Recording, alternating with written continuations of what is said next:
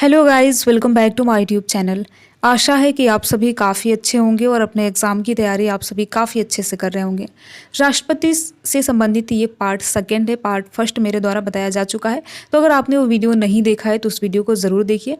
इसमें देखिए हम केवल और केवल उन्हीं प्रश्नों को कराते हैं जो एग्ज़ाम में एक से अधिक बार पूछा गया है, चाहे आर ओ का एग्ज़ाम हो, पीसीएस का एग्ज़ाम हो, या फिर बीपीएससी का एग्ज़ाम हो, या फिर लोअर पीसीएस का एग्ज़ाम हो। तो केवल व केवल हम उन्हीं प्रश्नों को यहाँ पर देखते हैं जो कि एग्ज़ाम में एक से अधिक बार पूछा गया है। तो आप वीडियो को अंत तक ज़रूर देखिए और साथ ही साथ अपने यार दोस्त मित्र को भी शेयर कीजिए। और मुझे उम्मीद है कि आपने पॉलिटी पढ़ रखा होगा, इस वीडियो को आप रिवीजन के तौर पर देख रहे होंगे। तो इस वीडियो को देखिए, अंत तक ज़रूर देखिए। और साथ ही साथ अगर आपने हमारा पहला वीडियो नहीं देखा, यानी पॉलिटी से संबंधित अन्य वीडियो भी हैं, जैसे कि भारतीय संविधान की प्रस्तावना, मूल अधिकार, मूल कर्तव्य, राज्य के नीति के निर्देशक तत्व, तो इन सारे वीडियोस हमारे द्वारा अपलोड किए जा चुके हैं इन सारे चैप्टर पर। तो अगर आपने हमारा वो वीडियो नहीं देखा है तो एक बार ज़रूर देखिए, ठीक है। तो चलिए पहला प्रश्न देखते हैं।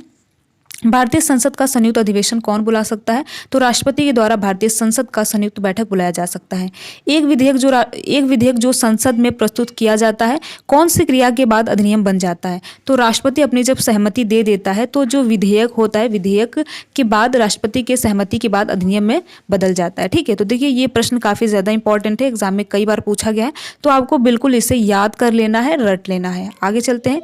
भारत के राष्ट्रपति के जिस एकमात्र मामले में अपने वीटो शक्ति का प्रयोग किया था, वह कौन सा मामला था? तो देखिए यहाँ पर भारतीय डाकघर संशोधन विधेयक एक ऐसा मामला था जिसमें राष्ट्रपति ने अपने वीटो शक्ति का प्रयोग किया था। वीटो शक्ति का प्रयोग आप सभी जानते होंगे कि राष्ट्रपति के पास एक ऐसी शक्ति होती है, संविधान के द्वारा एक ऐसी शक्ति दी गई है जिसमें कि अगर कोई विधेयक है तो उसमें अपनी मंजूरी राष्ट्रपति चाहे तो नहीं दे सकता है। तो जब भारतीय डाकघर संशोधन विधेयक प्रस्तुत किया गया था तो राष्ट्रपति ने मंजूरी देने से मना कर दिया, उसे ही वीटो पावर की शक्ति कहा जाता है, ठीक है। तो इस प्रकार से देखिए आपको सारे प्रश्न को देखना है और वीडियो को देखिए आप अंत तक पूरा देखा कीजिए। अगला प्रश्न देखते हैं। किस राष्ट्रपति ने एक शक्ति का प्रयोग किया था जिसे संवैधानिक शब्दावली में जेबी निषेधाधिकार कहा जाता है? तो यहाँ पर उस राष्ट्रपति का नाम पूछा गया है जिन्होंने जेबी निषेधाधिकार शक्ति का प्रयोग किया था। तो ज्ञानी जैल सिंह के द्वारा जो है जेबी निषेधाधिकार शक्ति का प्रयोग किया गया था, ठीक है। तो यहाँ पर राष्ट्रपति का नाम पूछा है, ठीक है। आगे देखते हैं। किस अनुच्छेद के अंतर्गत राष्ट्रपति संसद के दोनों सदनों द्वारा पारित किसी बिल पर अपनी स्वीकृति रोक सकता है? तो देखिए आर्टिकल 111 के तहत जो राष्ट्रपति है किसी भी बिल पर अपनी स्वीकृति देने से रोक सकते हैं, आर्टिकल 111 के तहत, ठीक है। तो इस प्रकार देख सकते हैं कि भारतीय संविधान में राष्ट्रपति को कितने अधिकार दिए गए हैं। किस विषय पर राष्ट्रपति के लिए मंत्रिपरिषद से सलाह लेना आवश्यक नहीं है? तो विधेयकों पर स्वीकृति देने पर जो राष्ट्रपति होते हैं मंत्रिपरिषद से सलाह लेने की जरूरत नहीं होती है, ठीक है। आगे देखते हैं।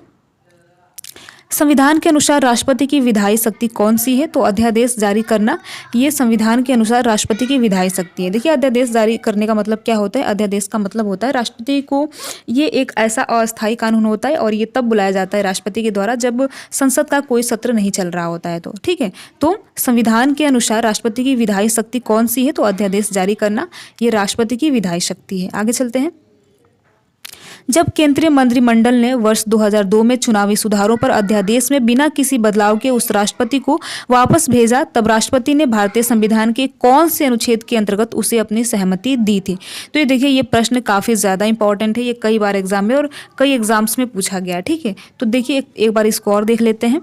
जब केंद्रीय मंत्रिमंडल ने वर्ष 2002 में चुनावी सुधारों पर अध्यादेश में बिना किसी बदलाव के उस राष्ट्रपति को वापस भेजा, तब राष्ट्रपति ने भारतीय संविधान के कौन से अनुच्छेद के अंतर्गत उसे अपनी सहमति दी थी? तो आर्टिकल 123 के तहत राष्ट्रपति ने अपनी सहमति दी थी। तो आपको यह आर्टिकल याद रखना है, 123 के तहत, ठीक है। अगला प्रश्न देखते हैं। संविधान के किस अनुच्छेद के अंतर्गत भारत के राष्ट्रपति को अध्यादेश जारी करने की शक्ति है? तो अध्यादेश देखिए राष्ट्रपति जारी कर सकता है 123 के अंतर्गत। आगे देखते हैं। राष्ट्रपति द्वारा जारी एक अध्यादेश संसद के सत्र शुरू होने के बाद कितने समय तक रखा जा सकता है? तो 6 सप्ताह तक जो है अध्यादेश संसद में रखा जा सकता है, संसद शुरू होने से पहले। संविधान असाधारण परिस्थितियों में राष्ट्रपति को राज्यपाल के कृत्यों के निर्वहन हेतु उपबंध करता है। तो यहाँ पर आप देख सकते हैं कि 160 के अंतर्गत असाधारण परिस्थिति में राष्ट्रपति को राज्यपाल के कृत्यों के निर्वहन के लिए उपबंध देता है। तो कौन सा आर्टिकल देता है? तो 160, ठीक है। अगला प्रश्न देखते हैं।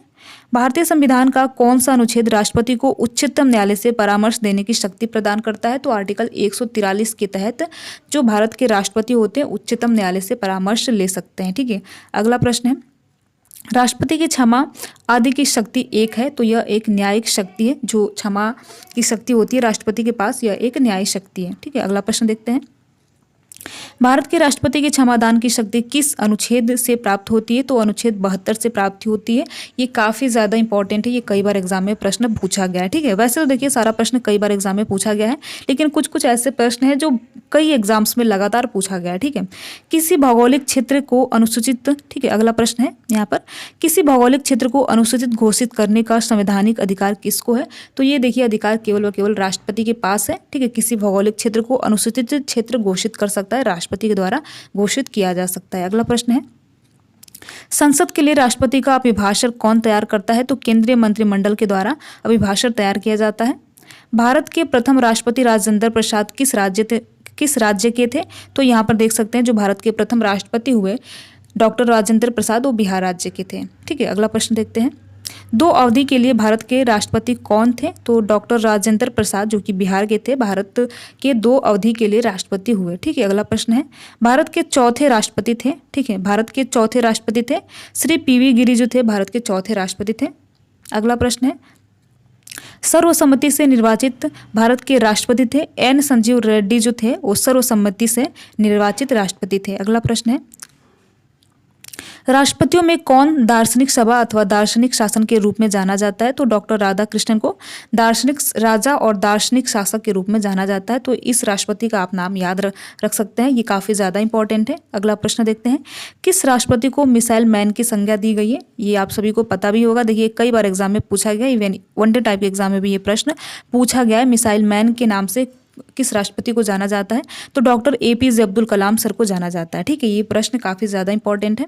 अगला प्रश्न देखते हैं, श्रीमती प्रतिभा पाटिल का भारतीय राज्य के राष्ट्रपति के रूप में क्रम क्या था? तो ये 12वें नंबर की राष्ट्रपति थी। ठीक है, श्रीमती प्रतिभा पाटिल। अगला प्रश्न है, राष्ट्रपति भवन को डिज़ाइन किया था, तो राष्ट्रपति भवन को किसके द्वारा डिज़ाइन किया गया था? तो एडविन ल्यूटियंस द्वारा जो है वो भारत के राष्ट्रपति भवन का निर्माण किया गया था, एडविन ल्यूटियंस। ठीक है, तो यहाँ पर आप नाम याद रख सकते हैं, एडविन ल्यूटियंस।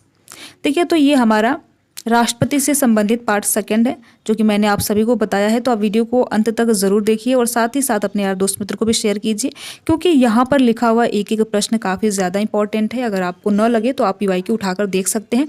तो एक प्रकार से जो भी एग्जाम में पूछा गया है ये PYQ है। तो आप वीडियो को अंत तक ज़रूर देखिए और देखने के साथ साथ आप अपने यार दोस्त मित्र को भी शेयर कीजिए। वीडियो में लास्ट तक बने रहने के लिए आप सभी का बहुत बहुत धन्यवाद।